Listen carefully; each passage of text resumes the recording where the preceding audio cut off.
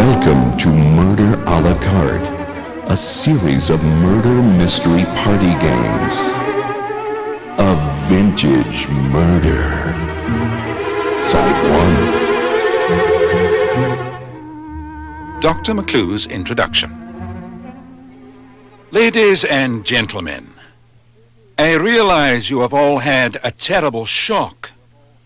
Your host, St. John Sedgwick Smythe, whom you expected to be here to greet you at today's wine tasting, has been found dead in one of his own wine vats.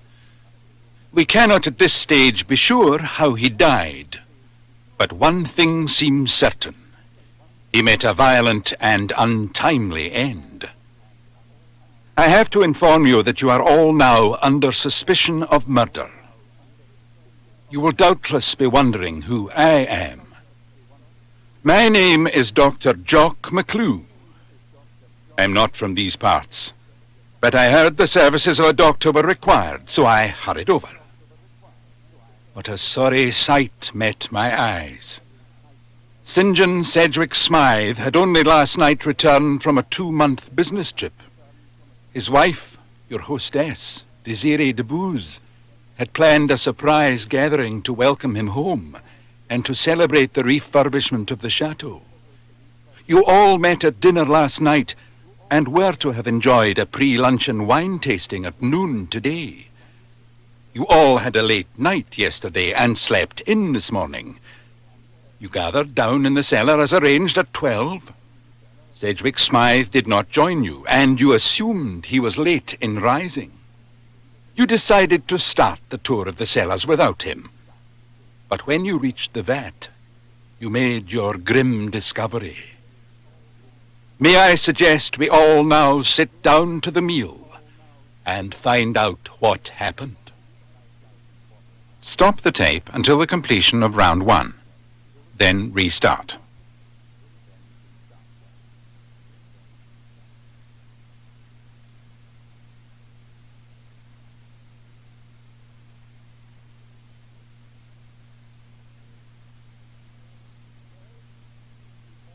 Well, it would seem that you all have one or two things to hide. So what have we learned from our little chat? Although we shouldn't speak ill of the dead, I have to say the deceased St. John Sedgwick Smythe may not have been all he appeared. His past in South Africa is obscure. We now know that the war wound he was so keen to hide by wearing gloves at all times was a missing finger portion on his left hand. But he was obviously not the only one with a traumatic past. Eve le Concoction, brilliant though you are, you have not always acted wisely. Have you now recovered from your psychological difficulties? Can you cope with the pressures of your high-powered job?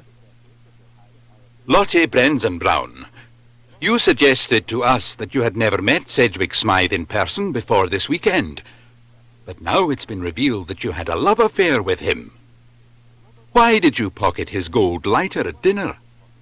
And why should Henri want to persecute you with a destruction order for his home village of Tornapat? Rose Chintzy-Curtin, it seems that you too recognize Sedgwick Smythe's gold lighter. What does it mean to you? Desiree Debouze, so we have learnt that your marriage to Sedgwick Smythe was more a matter of business than of pleasure, and that your relationship with your trusty estate manager Henri had gone beyond the bounds of employer and employee. How receptive were you to Henri's suggestion about your husband, and what action did you take? And how far would you go to protect your brother and the family name? Seymour Hunter Cover, how convincing a wine merchant are you? Did you know Sedgwick Smythe in another context than that of the wine trade? What a coincidence that you should meet Rose, with whom you shared a mutual friend. Why did you attempt to conceal your connection with her? Henri Label, we know that you harbored a long-held passion for your mistress Desiree and resented her marriage to Sedgwick Smythe. Were your allegations about him justified, or was this just jealousy? I'm sure we all feel very sorry for your tragic past in torn apart. But does this justify your persecution of our German guest, Lottie? I have now been able to conduct a preliminary examination of the body. As you know, the deceased was found head down in a vat of wine, but drowning was not the cause of death. It has been remarked that your late host seemed in some discomfort during the latter courses at dinner last night, and excused himself, saying that he was very drowsy and had indigestion. I can now reveal that the analysis of his stomach contents, with apologies to those of you who may be a little squeamish, shows that he was under the influence of a rare toxin found only in fungi. That is to say, various forms of mold, toadstools, and mushrooms. If this toxin had been in his bloodstream for a number of hours, it might well have proved fatal. However, the efficacy of the poison will have to remain a mystery, for the life of the unfortunate Sedgwick Smythe was cut short by other means before it could do its work. He did in fact die from a vicious head wound inflicted by a heavy, blunt instrument. The murder weapon has not yet been found. May I suggest we continue our investigations? Who had the strongest motive for killing Sedgwick Smythe?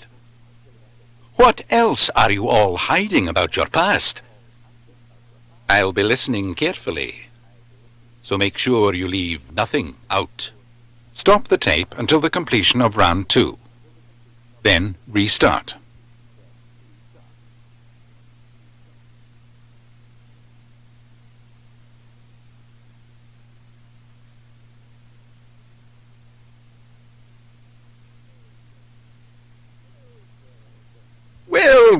Well.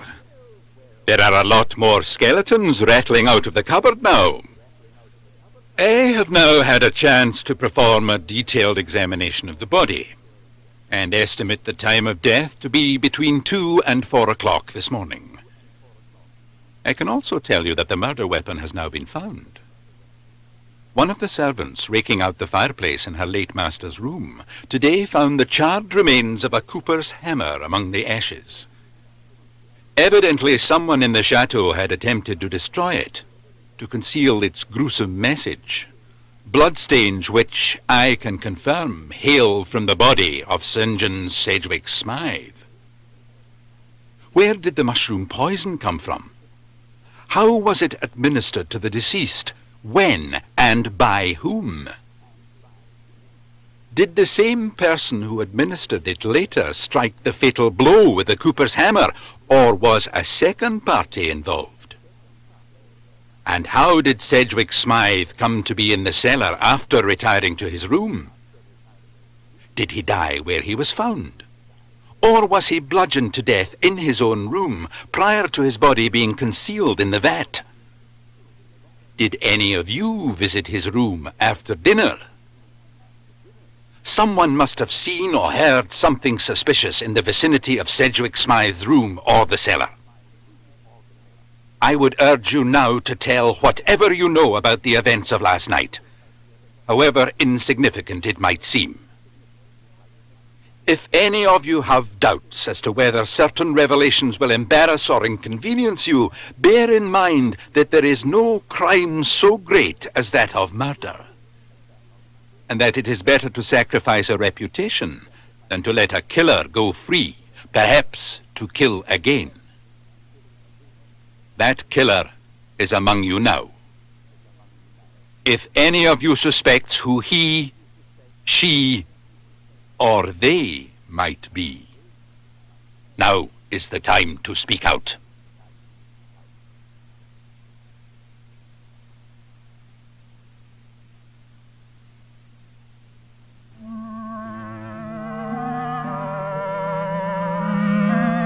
A Vintage Murder, Side 2. Start this tape at the end of round 3. So it seems that all of you had both motive and opportunity to kill the deceased, Sedgwick Smythe. But before you have a chance to justify your actions, let me read you a final statement made by the deceased, and lodged with the family solicitor before his departure on his last business trip. Having reason to fear that I may meet a sudden end, I, known as St. John Sedgwick Smythe, being of sound mind, do leave this letter as a record for the information of the authorities, in the event of my demise in suspicious circumstances. I have lived a lie for most of my life, but I am not, I hope, devoid of decent feeling. I intend here to furnish my wife, Desiree, with the truth, so that she may be able to protect herself. Desiree, I realize ours has not been the most passionate of marriages, but would venture that it has been happy enough. Our union has allowed the Chateau Vineyard to flourish, and I know how much that means to you. I hope it will not be too much of a shock for you to learn that I am not, in fact, St. John Sedgwick Smythe, English wine merchant, but was born Wolfgang von Schmidt in Mannheim. I served in the Kaiser's army during the Great War, and became renowned for the ruthlessness of my command.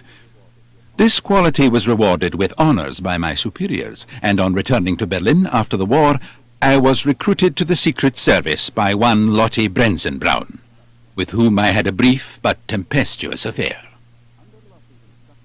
Under Lotte's instructions, I went to Johannesburg, where I was set up in business as a wine merchant. I was to gather intelligence from an informant called Jem Glitters. After I had been receiving secrets from him for some time, Lotte told me that Glitters was a British agent who had been passing disinformation.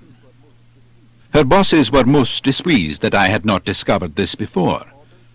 Under Lotte's orders, I made amends by killing Glitters. I was sent to Paris to escape the aftermath, and Lotte supplied me with my identity as Sedgwick Smythe. She encouraged me to make the acquaintance of the de Reims family, in the hope of gaining access to French government information. Desiree's father was then a top minister, although he died soon after my arrival in Paris. And her brother Yves was famed as a scientific genius employed at the State Research Center. My connection with the wine trade stood me in good stead, and I wooed Desiree as a business move.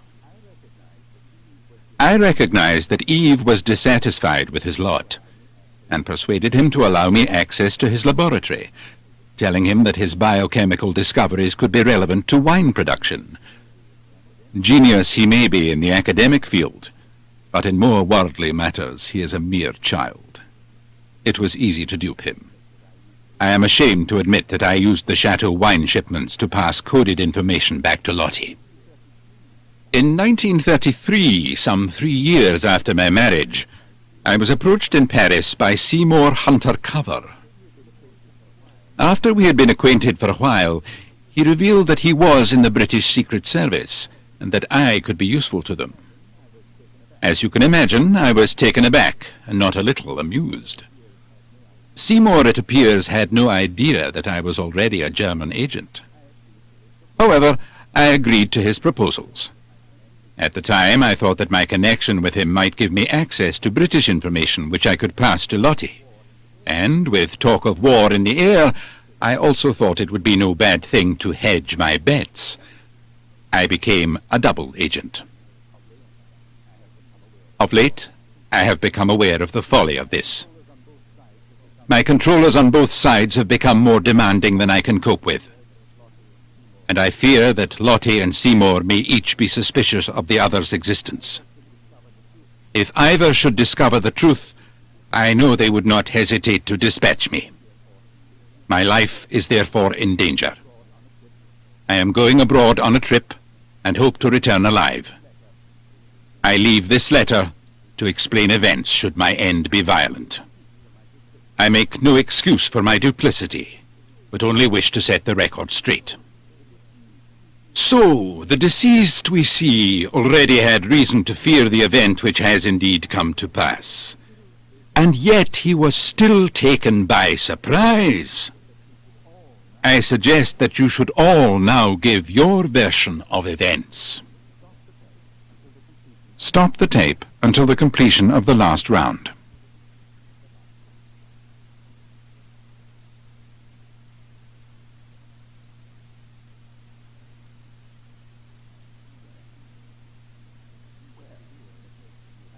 Well, I am pleased to hear that most of you have decided to come clean. But I'm afraid that one of you is still not telling the whole truth. Rose, did you finally avenge the death of your beloved Gem Glitters? Seymour, did you decide to cut Sedgwick Smythe out of the deal and take the formula for yourself? Lottie, did you carry out orders from Berlin and dispatch a traitor to your cause? Henri, did your long search for the destroyer of Tornapart finally come to a grisly end in the chateau cellar? Desiree, did you strike a blow for the honor of your country and your name?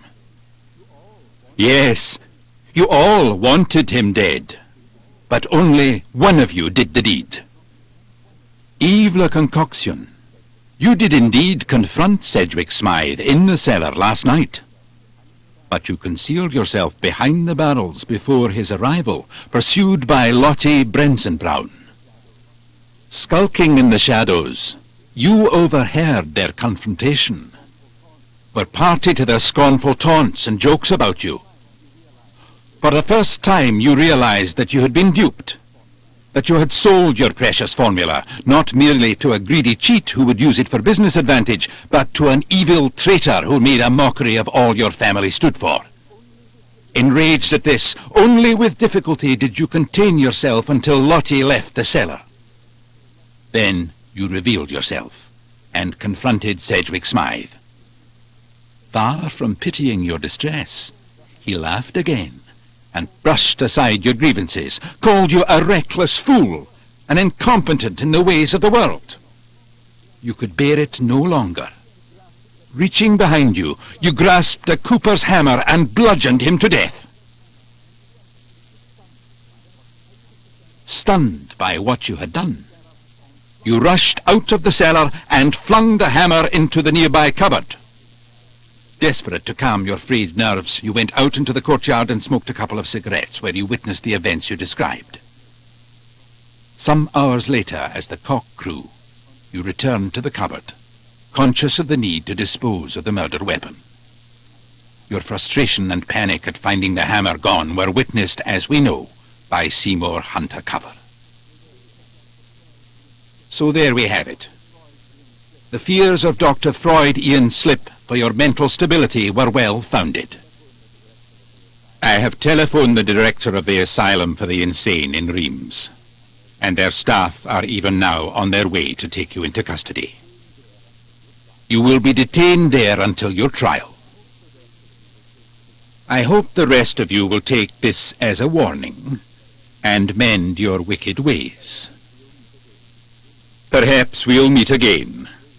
Then I might tell you the strange story of the death of Michael Montague, megalomaniac magnate. But now I see my carriage is here to take me to Paris. I bid you all good night.